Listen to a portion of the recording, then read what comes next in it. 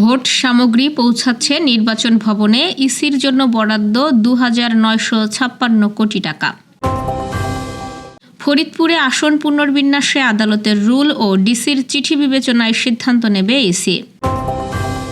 বাংলাদেশ ব্যাংকের নির্বাহী পরিচালক মেজবাউল হকের পদত্যাগ। রোববার আমাবস্যা ও সূর্যগ্রহণ। যশোরে অস্ত্রসহ চিহ্নিত সন্ত্রাসী ইমলাক আটক। এআই নেতা নিয়োগ দেবে জাপানি রাজনৈতিক দল। দর্শক, গ্রামের কাগজের সকালের খবরে আপনাকে স্বাগত। শুনছিলেন প্রধান প্রধান শিরোনাম, এছাড়াও রয়েছে রাশিফল। এবার চলুন যাওয়া যাক মূল আয়োজনে। আসন্ন ত্রয়োদশ জাতীয় সংসদ নির্বাচনকে সামনে রেখে প্রয়োজনীয় সামগ্রী রাজধানীর আগারগাঁওয়ে নির্বাচন ভবনে পৌঁছাতে শুরু করেছে। নির্বাচন কমিশনের কার্যাদেশ অনুযায়ী সেপ্টেম্বরের শুরু থেকেই ধাপে ধাপে এসব সামগ্রীর সরবরাহ হচ্ছে। ইসির পরিকল্পনা অনুযায়ী চলতি সেপ্টেম্বরের মধ্যেই সব সামগ্রী কেনাকাটা শেষ হবে। মনোনয়নপত্র, আচরণবিধি, প্রতীকের পোস্টার, পরিচালনা ম্যানুয়াল সহ নির্বাচনী প্রাথমিক মালামাল প্রস্তুত ও বিতরণ করা হবে ১ ডিসেম্বরের মধ্যে। ইসির হিসাবে এবার ভোটার সংখ্যা হবে প্রায় ১৫ কোটি। সেই অনুযায়ী প্রয়োজন হবে প্রায় ৪৫,০০০ ভোট কেন্দ্র ও ২ লাখের বেশি ভোট কক্ষ। প্রতিটি কেন্দ্রে ব্যালট বাক্স, সিল, সুই সুতা, দিয়াশলাই, আঠা, অমোসনীয় কালি, ফর্ম, স্টাম্প প্যাড, কলম ও প্লাস্টিকের পাতা সহ প্রায় ২১ ধরনের সামগ্রী সরবরাহ করা হবে। অন্তত ৬ ধরনের সামগ্রী নির্বাচন ভবনে পৌঁছেছে। এর মধ্যে রয়েছে লাল সিলগালা, ব্যালট বাক্সের লক, অফিসিয়াল সিলগালা, পিতলের সিল ও বিভিন্ন আকৃতির পাটের বস্তা। এর মধ্যে পিতলের সিল ও বড় আকারের পাটের বস্তা ছাড়া অন্যগুলো ভবনে মজুদ রাখা হয়েছে।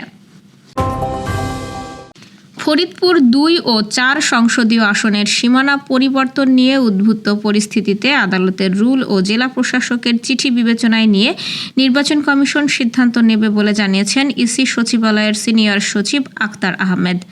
মঙ্গলবার সন্ধ্যায় সাংবাদিকদের কাছে তিনি এসব কথা বলেন। সাংবাদিকদের এক প্রশ্নের জবাবে আক্তার আহমেদ বলেন, যেহেতু রিটের ব্যাপারটা আছে, অতএব কমিশন রিট এবং ডিসি সাহেবের যে সুপারিশ, এগুলো বিবেচনায় নিয়ে যেটা আইনগতভাবে প্রযোজ্য সেটাই ব্যবস্থা নেবে।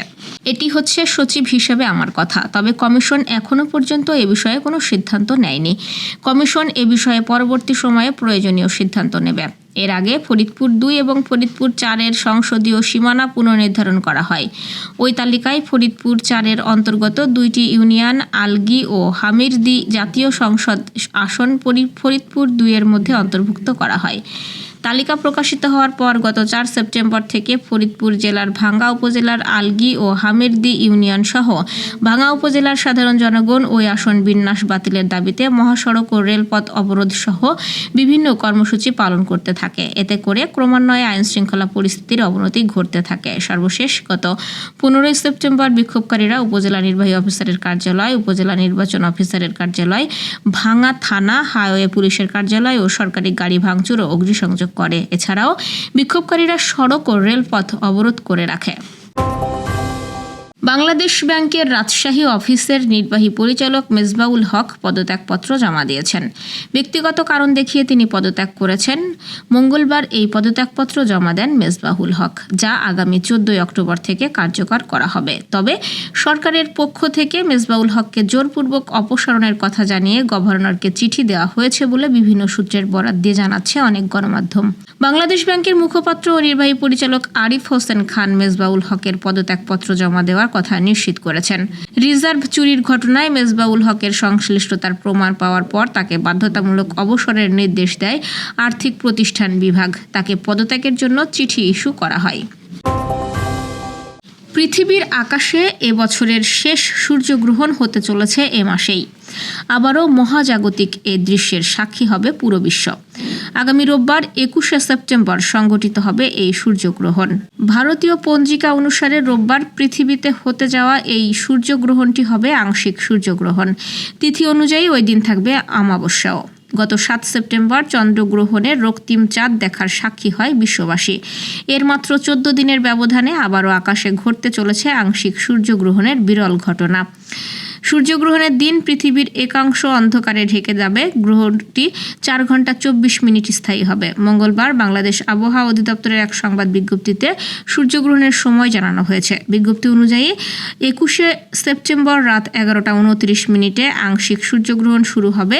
গ্রহণ শেষ হবে দিবাগত রাত 3টা 53 মিনিটে। পূর্ণ আংশিক সূর্যগ্রহণের দৃশ্য দেখা যাবে 1 মিনিট 41 সেকেন্ড। পূর্ণ আংশিক সূর্যগ্রহণের দৃশ্য দেখা যাবে 1টা 41 মিনিটে। বিজ্ঞপ্তিতে আরও জানানো হয়, বাংলাদেশে রাত থাকায় আংশিক সূর্যগ্রহণটি বাংলাদেশ থেকে, তবে নিউজিল্যান্ড, পূর্ব মেলানেশিয়া, দক্ষিণ পলিনেশিয়া এবং পশ্চিম আটলান্টিকার অঞ্চলে গ্রহণটি দৃশ্যমান হবে। যশোরের চিহ্নিত সন্ত্রাসী ও 17 মামলার আসামি ইমলাককে অস্ত্রসহ আটক করেছে পুলিশ। তিনি সদর উপজেলার শালিয়াট গ্রামের আলতাফ হোসেনের ছেলে এবং নিষিদ্ধ চরমপন্থী সংগঠন সর্বহারার আঞ্চলিক নেতা মফজেল হত্যা মামলারও আসামি। মঙ্গলবার বিকেলে কোতোয়ালি থানার অফিসার ইনচার্জ আবুল হাসনাতের নেতৃত্বে তালবাড়িয়া পুলিশ ক্যাম্পের সমন্বয়ে একটি বিশেষ টিম গোপালপুরের ফুলতলা বাজার থেকে তাকে আটক করে। এ সময় তার কাছ থেকে একটি 1 শুটার গান ও 4 রাউন্ড তাজা গুলি উদ্ধার করা হয়। ইমলাক হত্যা, ডাকাতি, ছিনতাই সহ নানা অপকর্মের সঙ্গে জড়িত ছিলেন। নিজেকে সাবেক সংসদ সদস্য কাজী নাবিল আহমেদের অনুসারী হিসেবে প্রচার করে সেই পরিচয়কে ঢাল হিসেবে ব্যবহার করতেন ইমলাক। বিপর্যয়কর নির্বাচনী ফলাফলের পর প্রতিষ্ঠাতা নেতা পদত্যাগ করায় কৃত্রিম বুদ্ধিমত্তা বা এআই চালিত নেতা নিয়োগ দেবে বলে জানিয়েছে জাপানের একটি উদীয়মান রাজনৈতিক দল। জাপানের পশ্চিমাঞ্চলের একটি ছোট্ট শহরের সাবেক মেয়র শিনজি ইশিমারুর নেতৃত্বে এবছরের জানুয়ারিতে পাথ টু রিবার্থ নামের একটি দল গঠিত হয়েছিল। এই দলের কোনো নির্দিষ্ট নীতিমালা নেই এবং এরা সদস্যরা নিজেদের মতো করে এজেন্ডা ঠিক করতে পারেন। সফল অনলাইন প্রচারের কারণে 2024 সালের টোকিও গভর্নর নির্বাচনে ইশিমারু অপ্রত্যাশিতভাবে দ্বিতীয় হয়েছিলেন, কিন্তু এবছরের উচ্চকক্ষে নির্বাচনে কোনো আসন না পাওয়ায় তিনি দল ছেড়ে দেন। নিজেকে দলের নতুন নেতার সহকারী হিসেবে পরিচয় দেওয়া কোকি ওকুমুরা সাংবাদিকদের বলেন, নতুন নেতা হবে এআই। 25 বছর বয়সী কিয়োটো বিশ্ববিদ্যালয়ের এই পিএইচডি ছাত্র জানিয়েছেন, কবে ও কিভাবে এআইকে প্রয়োগ করা হবে তা এখনও নির্ধারণ হয়নি। আপাতত তিনি কাগজে কলমে দলের নেতা থাকবেন। দর্শক, এবার চলুন জেনে নিই কেমন যাবে আপনার আজকের দিন, অর্থাৎ 17 সেপ্টেম্বরের সম্ভাব্য রাশিফল। মেষ রাশির আজ নতুন কিছু শুরু করার জন্য অনুকূল সময়। কর্মক্ষেত্রে সম্মান বাড়বে। রাজনৈতিক দিক থেকে ভালো সুযোগ আসতে পারে, তবে তাড়াহুড়ো করে সিদ্ধান্ত নেবেন না। বৃষ রাশির মানসিক চাপ কিছুটা কমে যাবে। পরিবারের কারো সহায়তায় সমস্যার সমাধান হবে। ব্যবসায়ে লাভের সম্ভাবনা রয়েছে এবং প্রেমে ভুল বোঝাবুঝি এড়াতে ধৈর্য ধরুন। কর্কট রাশির আত্মবিশ্বাস বাড়বে। কর্মক্ষেত্রে ইতিবাচক পরিবর্তন আসতে পারে। আর্থিক লেনদেনে সতর্ক থাকুন এবং দাম্পত্য জীবনে মিলন মেলার পরিবেশ তৈরি হবে। সিংহ রাশির অপ্রত্যাশিত খরচ হতে পারে। কাজের জায়গায় নতুন প্রস্তাব আসবে।